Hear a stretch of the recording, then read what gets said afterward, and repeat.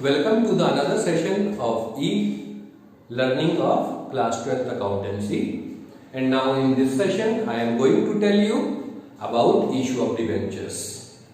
सबसे पहले हम ये समझते हैं कि what is debentures? Debentures किसको कहते हैं?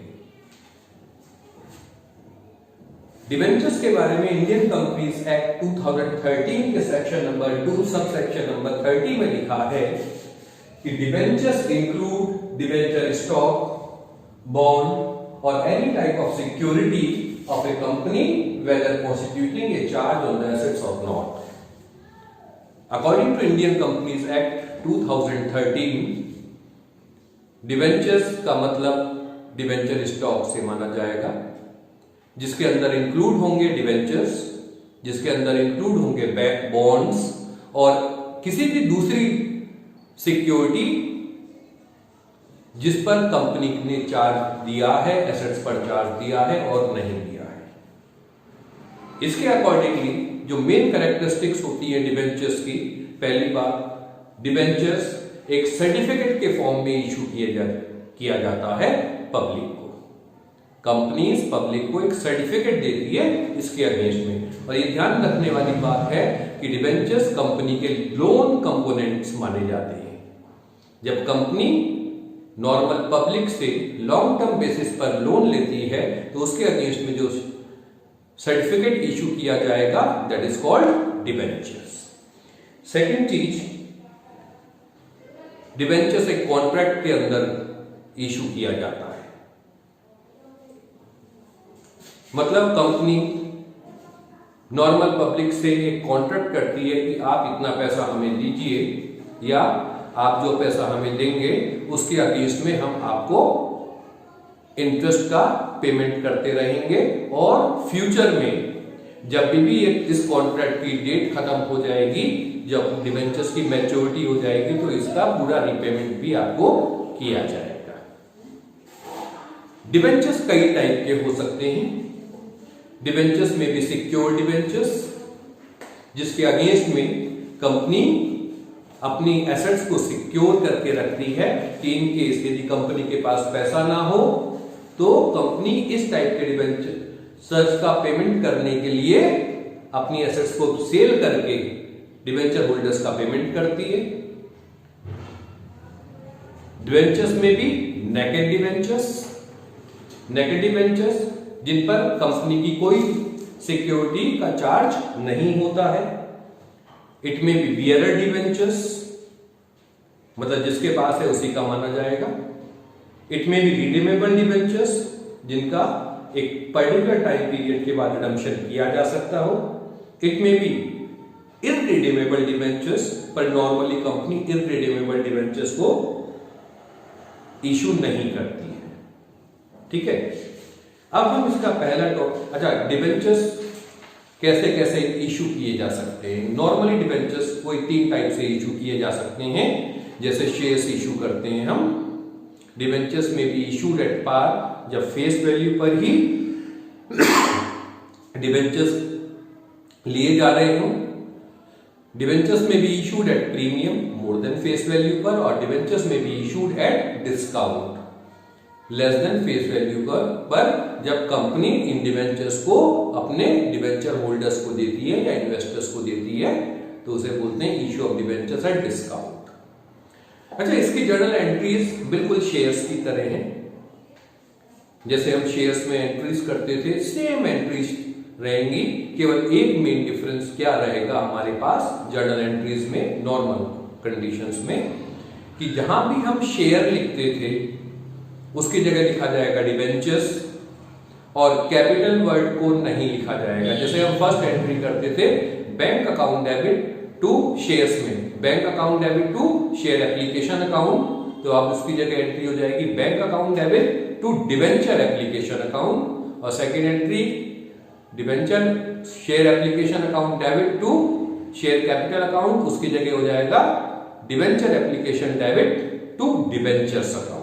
और इसी टाइप से अलॉटमेंट की भी, फर्स्ट कॉल की भी और फाइनल कॉल की भी एंट्री चलती रहेगी। जो भी प्रीमियम या डिस्काउंट है ये कहां पर शो किया जाता है। यदि क्वेश्चन में गिवन है तो उसी पर्टिकुलर कॉल में शो किया जाएगा। बट यदि क्वेश्चन में गिवन नहीं है तब हम इसको शो करेंगे अलॉटमेंट में, अलॉटमेंट की थर्ड एंट्री में। ओके, चलिए अब हम समझते हैं कि इन केस कोई कंपनी डिवेंचर इशू करती है कंसिडरेशन अदर देन कैश, तो हमारे पास क्या क्या जर्नल एंट्रीज होंगी। कई बार क्या होता है कि कंपनी कोई एसेट्स परचेज करती है, suppose land and machine, land and building, plant and machinery etcetera, तो उसके अगेंस्ट में कैश देने की जगह ऐसे वेंडर को डिवेंचर्स दे दिए जाते हैं, तो हम उस कंडीशन को कहेंगे इशू ऑफ डिवेंचर्स। डिवेंचर्स तो हमने दिए हैं बट इसके अगेंस्ट में क्या हुआ, हमारे पास कैश नहीं आया है, तो इसे हम बोलते हैं issue of debentures consideration other than cash. Okay, यहां पे हमारे पास एटलीस्ट 2 और मैक्सिमम 3 एंट्रीज हो सकती हैं। फर्स्ट एंट्री होती है हमारी एसेट्स परचेज करने पर। एसेट्स परचेज करने की एंट्री होगी एसेट्स अकाउंट डेबिट, और यहां पर उस पर्टिकुलर एसेट का नाम आ जाएगा। जैसे हमने बिल्डिंग परचेज करी है तो बिल्डिंग अकाउंट डेबिट होगा। 2 वेंडर अकाउंट, और वेंडर में भी वेंडर का नाम आ जाएगा। मान लिया जर्नल एंट्री हमारे ट्रांजैक्शन हमारे पास थी कि building purchased from x rupees 20 lakhs, तो एंट्री बनेगी buildings account debit to x account rupees 20 lakhs। Second entry हो सकती है कि if any part payment is given to vendor, मतलब यदि हम वेंडर को जिससे हमने एसेट्स परचेज करी है उसे कोई अमाउंट हम दे रहे हैं, ठीक है, यदि है तो तब हम एंट्री कर देंगे vendor account debit to bank account. और अब थर्ड एंड सबसे main journal entry that is for issue of debentures. अब डिवेंचर इशू करेंगे तो हम क्या करते हैं, डिवेंचर्स हमारे पास से जाएंगे, क्रेडिट हो जाएंगे। अब ये डिवेंचर्स 3 टाइप से इशू किए जा सकते हैं। Either these debenture can be issued at par or at premium और at discount. In case debentures par पर इशू हो रहे हैं तो हम एंट्री करेंगे vendor account debit to debentures account. Discount पर इशू किए जा रहे हैं तो वेंडर अकाउंट डेबिट, डिस्काउंट और debentures account debit to debentures account. और इन केस प्रीमियम पर इशू किए जा रहे हैं तब एंट्री बनती है vendor account debit to debentures account to security premium account. Examination में बेसिकली जो हाईएस्ट मार्क की एंट्री होती है वो यही होती है, लास्ट वाली एंट्री। पर यहां पर हम अमाउंट कैसे कैसे कैलकुलेट करते हैं, यहां पे सबसे पहले हमें नंबर ऑफ डिवेंचर्स कैलकुलेट करने पड़ेंगे कि हम कितने डिवेंचर्स इशू कर रहे हैं। मैं आपको एक क्वेश्चन में ये तीनों केसेस करके दिखाता हूं। Please note down the following question in your copy.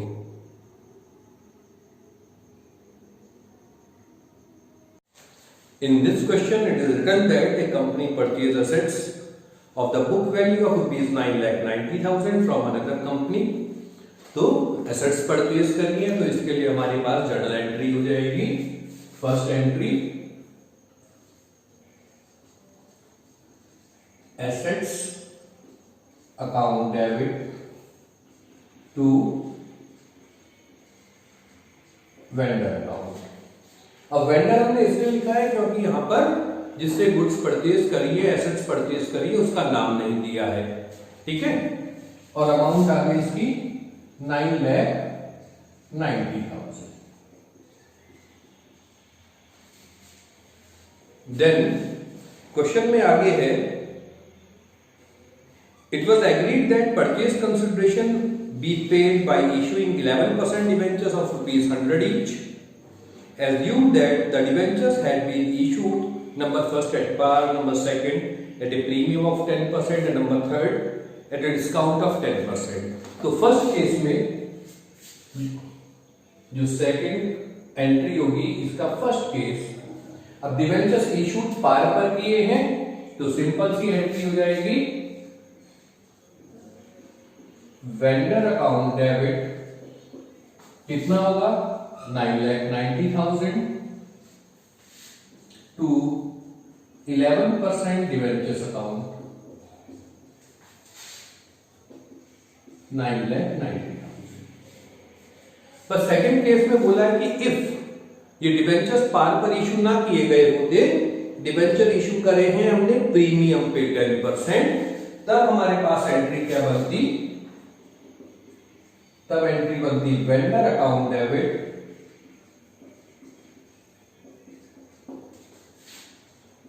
और वेंडर को पेमेंट कितना करना है, 9,90,000 का, टू 11% डिबेंचर्स अकाउंट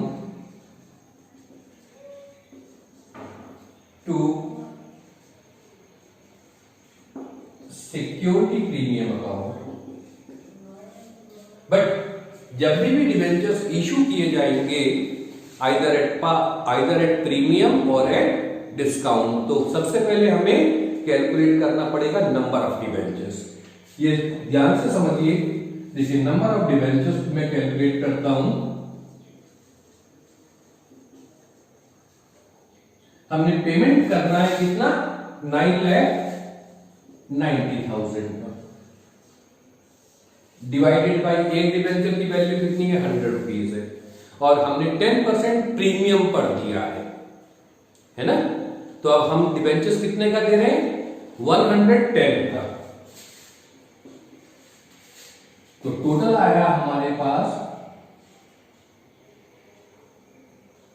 9,000।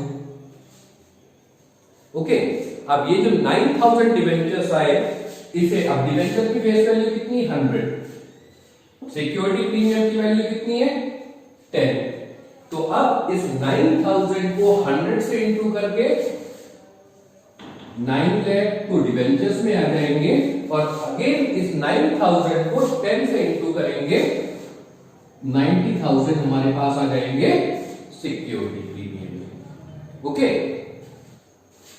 अब इन केस हमने डिबेंचर्स डिस्काउंट पर इशू किए हैं, तब हमारे पास एंट्री बन जाएगी वेंडर अकाउंट डेबिट, और वेंडर में वही 9,90,000 discount on debentures account debit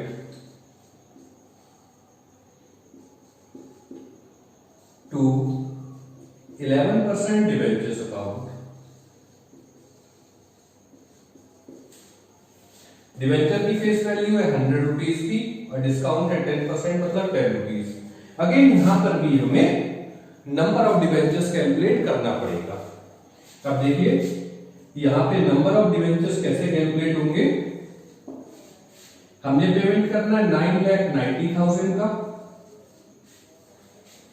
और एक डिबेंचर की वैल्यू कितनी है, 100 रुपीज, दिया कितने में, 10% डिस्काउंट पे, मतलब 90 रुपीज में। तो डिवाइड करेंगे हम 90 से।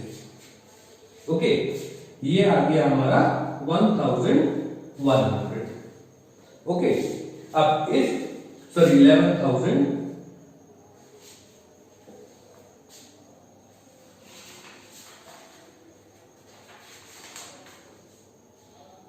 11,000 आ गया हमारे पास। इस 11,000 को 10 से इंटू करना है, 1,10,000, और इसी 11,000 को 100 से इंटू करना है, 11 लाख।